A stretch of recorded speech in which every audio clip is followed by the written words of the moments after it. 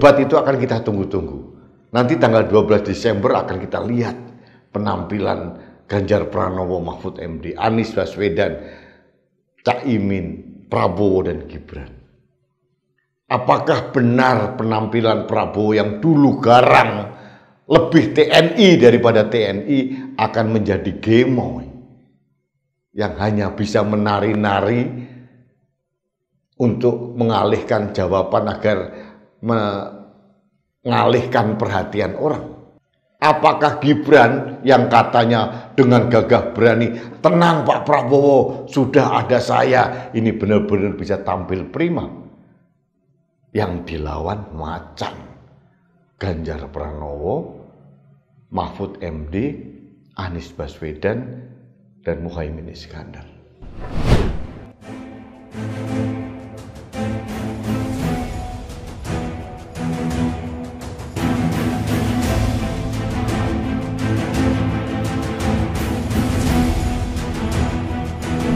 Halo sahabat Indonesia, kita bertemu kembali dalam Opini Rudy. Sahabat Indonesia, apa yang sekarang ditunggu-tunggu oleh rakyat Indonesia? Masa kampanye Pilpres sudah dimulai. Pemilu sudah dimulai, tanggal 28 November 2023. Kampanye biasa saja. Tapi yang paling ditunggu-tunggu oleh rakyat Indonesia adalah debat Capres dan Cawapres yang diselenggarakan secara resmi oleh KPU. Nah, hari ini saya membaca berita, ada 5 debat yang disiapkan oleh KPU. Yang pertama tanggal 12 Desember 2023, kemudian tanggal 22 Desember 2023, yang ketiga tanggal 7 Januari 2024, yang keempat tanggal 21 Januari 2024, dan yang terakhir tanggal 4 Februari 2024. Ini debat resmi dari KPU. Ada 5 debat. Debat katanya bergiliran di berbagai kota, tapi tetap disiarkan secara langsung oleh TV sebagai media partner KPU. Mengapa rakyat Indonesia menunggu debat? Karena kita ingin melihat kapabilitas calon pemimpin yang kita gadang-gadang bisa membawa Indonesia lebih baik dari yang sekarang. Ada 3 paslon. Paslon nomor 1, Anies Rashid Baswedan, Muhaimin Iskandar.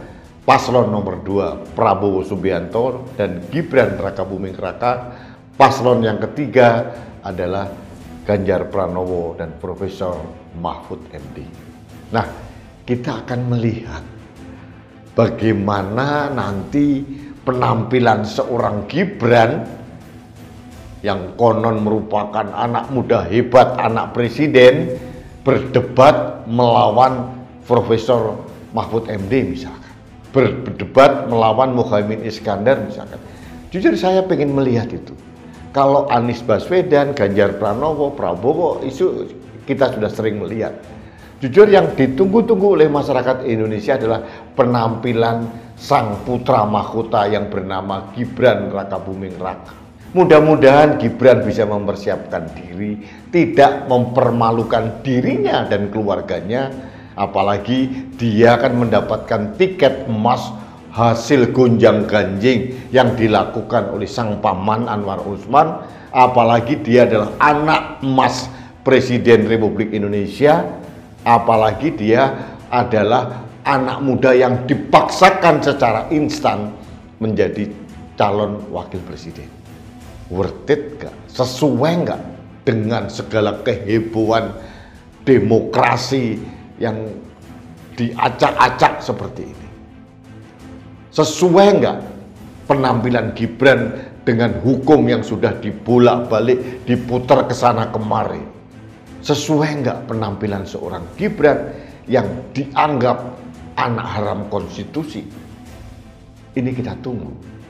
Saya mendengar bisik-bisik tetangga yang belum terkonfirmasi, katanya ada kelompok tertentu dari tim ini minta supaya Gibran nanti hanya ditanya masalah energi dan digitalisasi. Jangan ditanya yang macam-macam yang lain. Ini titipan yang disampaikan oleh KPU. Konon begitu, tapi ini tidak bisa dikonfirmasi. Ini informasi yang berkembang. Belum tentu salah, juga bisa saja benar adanya. Jadi ini yang terjadi. Debat itu akan kita tunggu-tunggu. Nanti tanggal 12 Desember akan kita lihat penampilan Ganjar Pranowo, Mahfud MD, Anies Baswedan, Cak Imin, Prabowo dan Gibran. Apakah benar penampilan Prabowo yang dulu garang lebih TNI daripada TNI akan menjadi gemoy yang hanya bisa menari-nari untuk mengalihkan jawaban agar mengalihkan perhatian orang? Apakah Gibran yang katanya dengan gagah berani, tenang Pak Prabowo, sudah ada saya, ini benar-benar bisa tampil prima? Yang dilawan macan Ganjar Pranowo, Mahfud MD, Anies Baswedan, dan Muhaimin Iskandar. Rakyat Indonesia menunggu, sangat menunggu dengan penuh keingintahuan. Seperti apa sih sosok seorang Gibran? Bisa-bisa apa yang saya prediksi selama ini salah. Bisa jadi dia memang manusia yang hebat, yang mempunyai narasi yang hebat, anak muda hebat. Siapa tahu? Siapa tahu sebaliknya.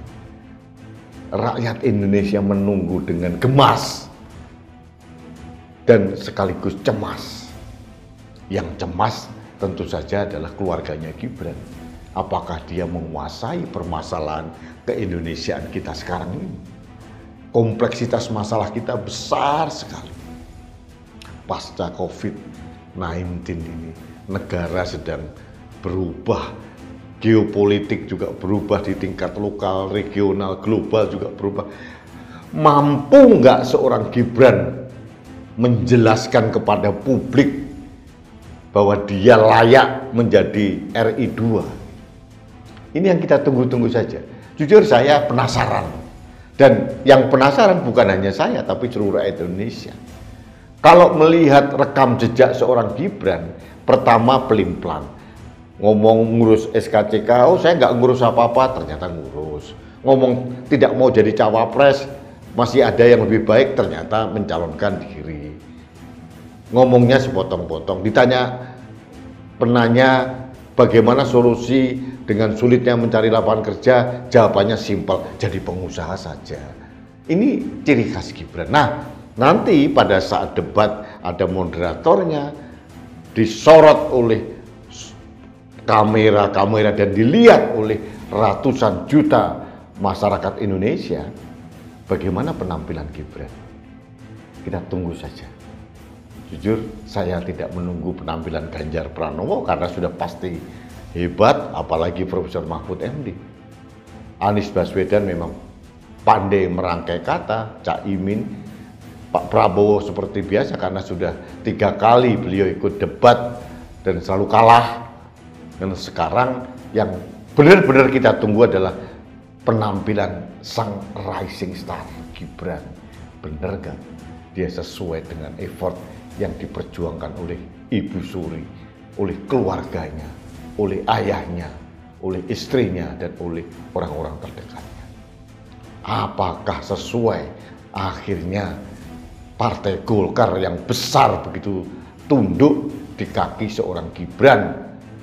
Apakah benar sesuai Partai PAN itu tunduk atas arahan Pak Jokowi untuk mendukung Gibran? Itu akan kita tunggu saja.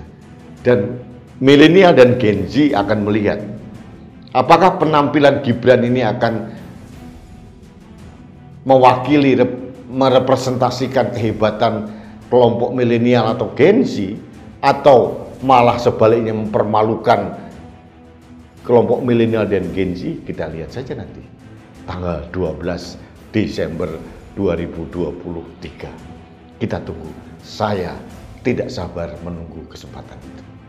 Baiklah sahabat Indonesia, terima kasih Anda telah mengikuti Opini Rudi. Kita bertemu kembali dalam Opini Rudi selanjutnya. Salam satu Indonesia, salam Pancasila, salam Indonesia damai. Saya Rudi Eskandar.